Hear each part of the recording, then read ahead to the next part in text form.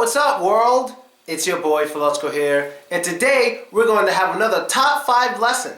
This one is going to be based on idioms that deal with money, dengi, whatever you know it as. So let's get to it. 5 idioms. And number 5 is, time is money. Well, not literally, because you see the time is here, but I don't have $3.53. But time is money basically means don't waste your time. Keep working, because if you stop working and waste time, there will be less money made. This is usually used for people who are working. So let's say you're at your job and you're sitting there just thinking, looking at the air. Your boss would probably walk up to you and say, "Hey, what are you doing? Wake up, time is money, get to work." And then you would wake up and start working. Time is money is basically a way to say be productive. You can even use this in your normal everyday life. Like for me, if I want to be productive and not waste my time, I have to make YouTube videos whenever I can because time is money. So when I'm wasting my time, I'm not working and I'm not making any money because I'm not being productive. So instead of doing that, I be productive to make money. Or I study something in order to make money from my knowledge in the future. Time is money. Don't waste your time, stay productive. That's what that means. Now to number 4. And number 4 is, lend your money, lose a friend. Now, what does this mean? This one means that you shouldn't let your friends borrow money because they might not give it back to you and it might make you upset. You two may stop being friends because of money. So instead of lending your friends money or letting them borrow money, when they need money, if they're your real friends, it shouldn't bother you to just give them the money and not expect to get it back. So for example, maybe your friend needs $100 and your friend says, "Yo bro, I need to borrow $100. Can I borrow $100? I promise to give it back to you next week." You should say, "No, I'm not going to lend you $100 because you're my great friend. I'm going to give you $100. And by saying that, you don't have to worry about your friend not giving the money back because you gave it to them to keep. And so your friendship is safe. Except if one day you ask that person for some money and they don't give it to you, then you get mad. But no, that's not how it should work. If that's your true friend, you should be able to give them money and they should never have to give you money back.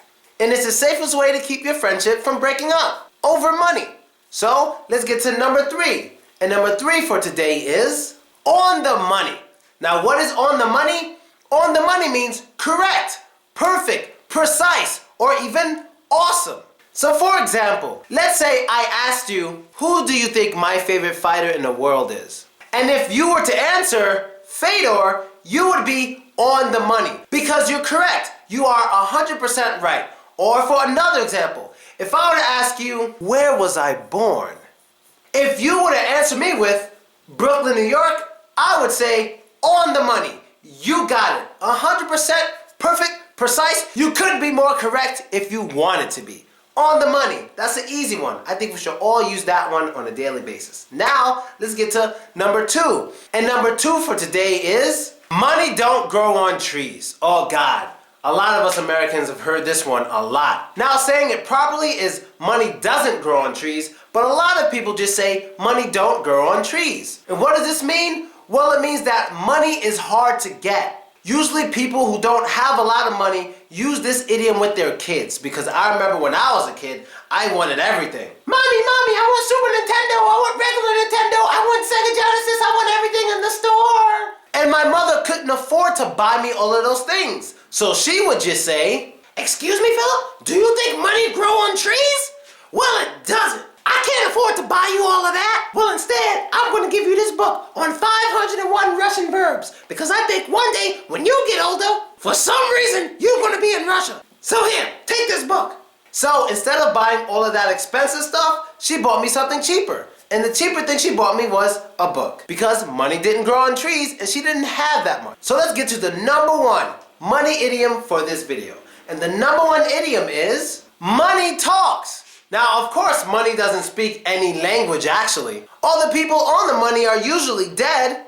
Now, what does money talks mean? Well, it basically means that money convinces people. So for example, if I were to ask you to do something for me, like a business deal, if I weren't offering you money, it's as if I'm not saying anything. Because I want you to do things for me, but I'm not offering you money. In order for me to get you to do something, especially something that deals with business, I have to offer you money. Now, once I offer you money, then you're hearing me speak. Because come on, would you work for free? No, nobody works for free, because if you weren't getting paid for work, almost nobody would be working. How would you pay your bills? How would you feed yourself? How would you take care of your family? That's how money talks. So if you have a job, you're working there because of money. Money talks.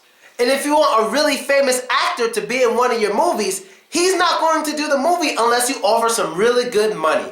Because money talks. There you go. The 5 top money idioms for today. And that's it. And so that's the end of the episode for today. I hope you liked it. I hope you enjoyed it. And I hope you learned new stuff. Be sure to add me, vk.com/Fluchko. That's me. And subscribe to my YouTube page to see all of my videos. Money, money, money, money! Money! Money, money, money, money! Money! And don't be racist. So don't be That is his catchphrase, the don't